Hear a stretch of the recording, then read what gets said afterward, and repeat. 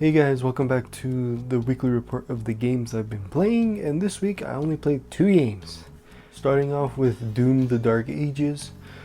I did beat the game. It took me about 20 or so hours, and that is because I did everything the game had to offer. I found all the secrets, did all the challenges, and discovered the entire map for every level. The anticipation for this game was very high for me. I really enjoyed 2016 Doom as well as Doom Eternal. So I was hoping that this game would stack up against the others, and it does for the most part. Really enjoyed the gameplay, really enjoyed the addition of the shield and how it was implemented into this game. And of course the guns are fun to shoot and everything. And I did enjoy most of the levels because of the movement being a lot slower. I was more akin to Eternal's fast-paced movement, but you can still maneuver certain ways really fast. I do like Eternal a little bit more. This game, like I said, it's not a bad game, it's a great game. If you like 2016 Doom as well as Doom Eternal, you're going to like Doom: The Dark Ages, like at a surface level at least. But of course, given the different implementations of certain gameplay mechanics from the other ones, you might like the other ones a little bit more. But overall, I really enjoyed my experience with Doom Eternal. Now, if you are an achievement hunter or a platinum trophy hunter, I do have to warn you that this platinum or this 1000 gamer score is a little glitchy. When you get collectibles and stuff, you get upgrade materials to upgrade your weapons as well as your shield and your melee. Now there is a trophy slash achievement that requires you to get all the upgrades for your shield as well as your melee weapons. Now if you end up purchasing these upgrades throughout your campaign, you run the risk of glitching this trophy slash achievement. If you want to get this trophy slash achievement in the best possible way to, I guess, somewhat guarantee you're gonna get it, I suggest you get every collectible and purchase all of your upgrades at the last level, just to give you the best chance to get it.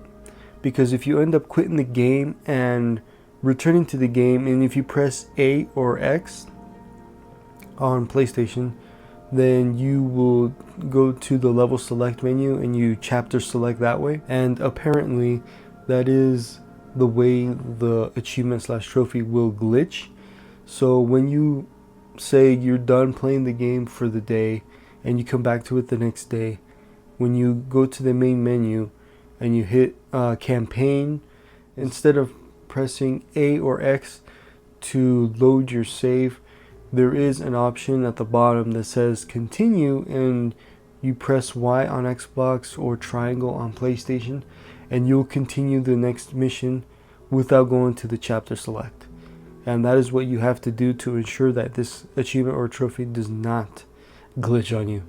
And I was lucky enough where I didn't know that you can continue the campaign that way. I thought you had to do it through chapter select. But no, because I did chapter select the next missions, I think 2 or 3 times, until I discovered that you can continue from the load save menu. And I still unlocked the trophy. I got the platinum.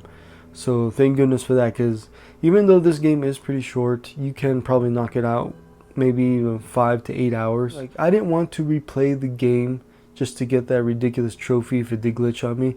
Even though the game is pretty short, if you know where you're going or where things are. And yeah, I didn't want to do that because, I wanted to play another game.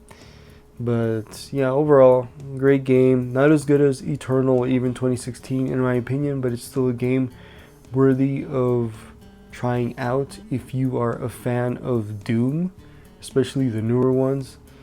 And of course, this game is included on Game Pass if you have access to Game Pass, whether it be on PC or Xbox. And I highly suggest you check it out there if you do not want to spend the $70 on this game. But yeah, I do recommend it. That was Doom: The Dark Ages. Next up, of course, is going to be Death Stranding Director's Cut. So my history with this game is I've only put 10 hours into the original version when it came out, and I trailed off of it because something else caught my eye. And I've always wanted to go back to it, but I just never did. And now that the second game is coming out within a couple of weeks, I've decided to finally give this game a proper go and actually focus on it. And I am about 3 hours into the game so far. The map is finally like open to me, so I'm not in any like linear path like I was in the first two episodes, I think they call it, in the game. And I do enjoy like the walking and the aesthetics and everything. And the only gripe I have with the game so far is with those 3 hours I put into the game, maybe like 35 to 40 minutes of those 3 hours were actual gameplay. Everything else was just the cutscenes and the cinematics of the story. And of course I do like storytelling and all that. Hideo Kojima has the reputation of having extremely long cutscenes in his games, almost the length of feature films, and there wasn't any cutscenes in this game so far that have exceeded that length. But there was a cutscene where the controller turns itself off because it's been so long since I actually touched the controller to do something.